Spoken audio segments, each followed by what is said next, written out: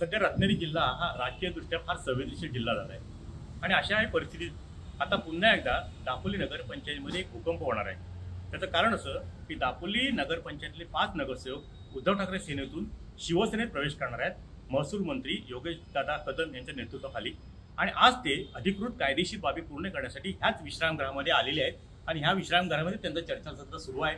5 नगरसेवक आहेत आणि 5 नगरसेवक जिल्हाधिकारी कार्यालयामध्ये एक स्वतंत्र वेगळा गट करून उद्या योगेश कदमांचा वाढदिवस आहे, त्या वाढदिवसाला ते एक त्यांना अनोखी भेट म्हणा किंवा त्यांना एक काहीतरी सुखद धक्का म्हणा, ते उद्या त्यांच्या वाढदिवसाच्या कार्यक्रमामध्ये हे 5 नगरसेवक प्रवेश करून योगेश कदमांचे हात बळकट करणार आहेत, जेणेकरून जिल्ह्यात शिवसेना आणखीन बळकट करणार आहे। विलाजी, आपण आज दापोलीमधून रत्नागिरीमध्ये आलेला आहात आणि काय नेमके कशा करता नेमकं आपण ह्या ठिकाणी रत्नागिरीमध्ये जिल्हाधिकाऱ्यांची भेट घेत आहे, काही प्रतिज्ञापत्र आपण सादर करणार आहात। आपण दापोली नगरपंचायतीमध्ये नगरसेवक आहात, काय भूमिका आपली आता? आता आम्ही जे दापोलीतून 5 नगरसेवक रत्नागिरीत आलो आहे ते आम्ही शिवसेना उभाटा गटातून बाहेर पडून एक आमचा वेगळा गट स्थापन करण्यासाठी 5 जण आम्ही रत्नागिरीत कलेक्टर साहेबांच्या आता भेट घेणार आहोत। पण काय नेमकं वेगळा गट करून पुढची भूमिका काय आहे? पुढची भूमिका म्हणजे आता स्पष्ट सांगायचं तर काही लपून राहिलेलं नाही। आम्ही शिवसेना पक्षात प्रवेश करणार आहोत असं आमचं 5 जणांचं ठरलेलं आहे। त्याप्रमाणे आम्ही आता आज गट स्थापन केला की उद्या आमचे नेते नामदार योगेश दादा कदम यांचा वाढदिवस आहे आणि त्या वाढदिवसानिमित्त जो कार्यक्रम होईल त्या कार्यक्रमात आम्ही शिवसेना पक्षात प्रवेश करायचं ठरवलेलं आहे। म्हणजे महसूल राज्यमंत्री योगेश दादा कदमच्या वाढदिवसाला तुम्ही ही भेट देणार असं म्हणायचं? नक्कीच नक्कीच। काय नेमकं योगेश दादा शिवसेनेत जाऊन नगरपंचायतीच्या भूमिकेत आपली काय राहणार आहे याच्या पुढे? कशा करता आपला प्रवेश करता आपण? बरोबर तुम्ही प्रश्न विचारताय। आम्ही आधी जे निवडून आलो त्यावेळेला आम्ही जरी सत्तेत असलो तरी वरती राज्यात सत्ता वेगळी होती, त्यामुळं सत्तेत असूनही आम्ही नगरपंचायतीच्या सत्तेत असूनही आम्ही विकासापासून लांब राहिलो होतो थोडेसे।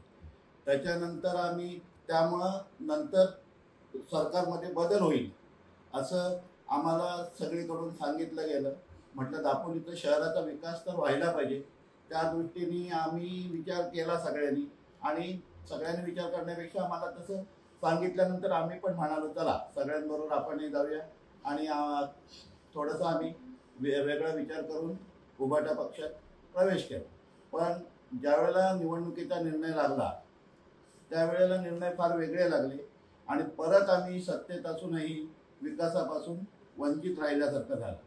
त्यानंतर आम्ही शहरात किंवा तालुक्यातलं योगेश दादांचं काम करण्याचा धडाका बघितला आणि जो निधी आणला जातोय गावागावातनं आणि जो विकास होतोय तो बघितल्यानंतर इव्हन आमच्या शहरात योगेश दादांबरोबर असणाऱ्या नगरसेवकांच्या वार्डातला विकास बघितला आणि तो विकास बघितल्यानंतर आमच्या वार्डात 30 मीटरचा साधा पेवर ब्लॉक रस्ता होणं कठीण होत होतं। अशा वेळेला आम्ही सर्वांनी विचार केला की आता 2 वर्ष बाकी आहेत, या 2 वर्षात तरी योगेश दादा ज्या प्रकारे काम करतायत त्यांच्या प्रवाहात सामील होऊन आपल्या वार्डाचा विकास करावा की ज्याच्यासाठी आपण निवडून आलोय आणि नुसता वार्डाचं नाही तर शहरात सुद्धा काहीतरी चांगल्या गोष्टी घडाव्यात आणि योगेश दादांचं तसं मला विजन दिसला आणि त्यामुळेच आम्ही हा निर्णय घेतलेला आहे। पण एकंदरीत आपण घड्याळ चिन्हावरती आला तेव्हा लोकांनी आपल्याला घड्याळ चिन्हावरती मतदान केलं होतं, आपण या मतदारांचा कुठं अनादर होतो असं आपल्याला वाटत नाही? नाही वाटत, कारण मतदारांनी आम्हाला विकासासाठी निवडून दिलं होतं। मतदारांनी आमच्या वॉर्डमध्ये काहीतरी आम्ही कामं करावी यासाठी निवडून दिलं होतं।